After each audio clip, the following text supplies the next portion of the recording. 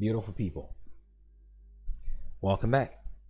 Just like everything else, once you raise yourself to a certain level, or once you've acquired something, the need for maintenance is important.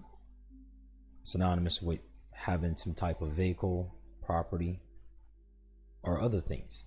Once you obtain said things, there's a necessity for maintenance.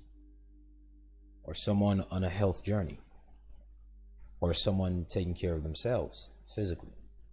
Once you get to that point where your goal is, if you want to run 2 miles in 10 minutes, if you don't maintain that said activity, your body's ability to devolve, your mind's ability to devolve, that property's tendencies to lose value, to depreciate,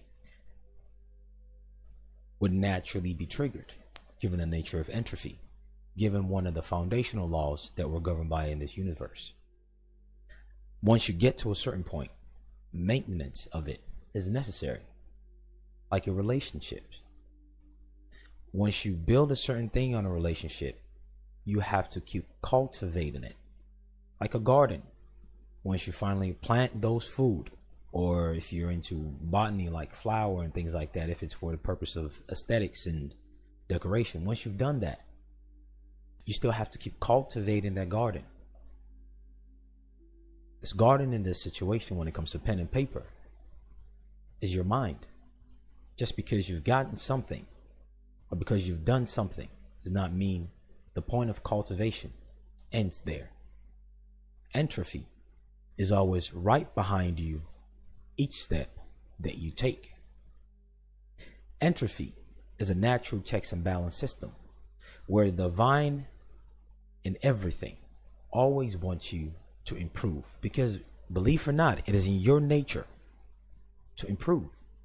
You are designed to always improve mentally, physically, spiritually, emotionally, and every other spectrum of your existence as far as you are aware of, depending on your varying degree of awareness. One thing is certain: you are designed to always improve. Improvement only comes through cultivation.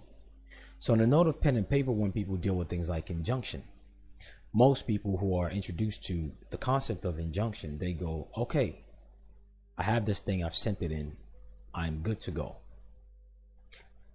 The story does not end there. What if that municipal employee chooses not to run your license plate or your name? What if you're in a circumstance where everything is arbitrary and highly escalated, which there are stare decisis that give them exceptions to behave a certain way during certain circumstance? What if you are actually doing something that you are not aware of that is wrong, that actually violates the principles of the injunction that you sent in through the quote administrative process? You still have to remain in honor also. These intricacies of cultivating that which they call the injunction, because to begin with, they never question themselves as to what an injunction is.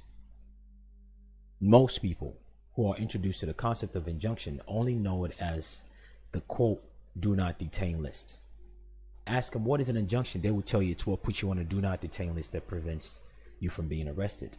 Okay, that's a short and quick sales pitch. It sounds good, but how does it function? How does it apply to you? And how do you cultivate it if anything goes wrong? Or why does it even work? That is very, very important. Injunction is an equitable relief that exists at law also, because in law and equity are the same pole, but just at different ends. The equivalence of injunction in law is called temporary restraining order. The equivalence of injunction and equity splits into two very, very, very specific forms. At law, that temporary restraining order splits into other forms like preliminary injunction and things of that nature. But when it comes to equitable relief, injunction splits into two forms.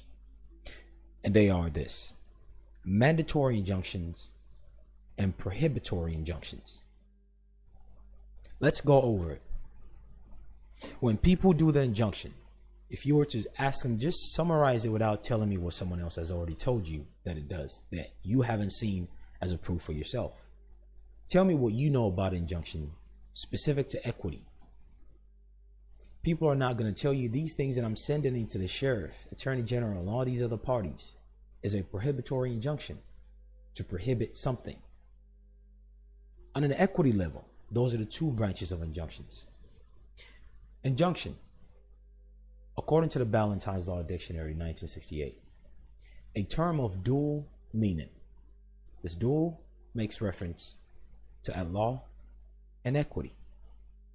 They are already giving it to you. A court exercises its discretion in deciding whether to issue a mandatory injunction. Even when the fact established justify the issuance of a mandatory injunction, courts usually require a mandatory injunction only in extraordinary circumstances to give the plaintiff adequate relief. How do you prove that you're... See the reason why we've been making videos about fraud? The video about corporate veil, the post about the different types of fraud that was made in text.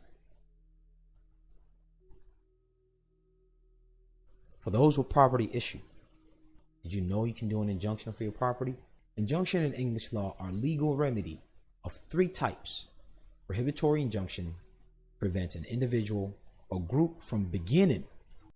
In the United States, a private right is one that a private citizen can vindicate in a court compared to a public right. A citizen must be able to show that they have sustained or is immediately in danger of sustaining some direct injury.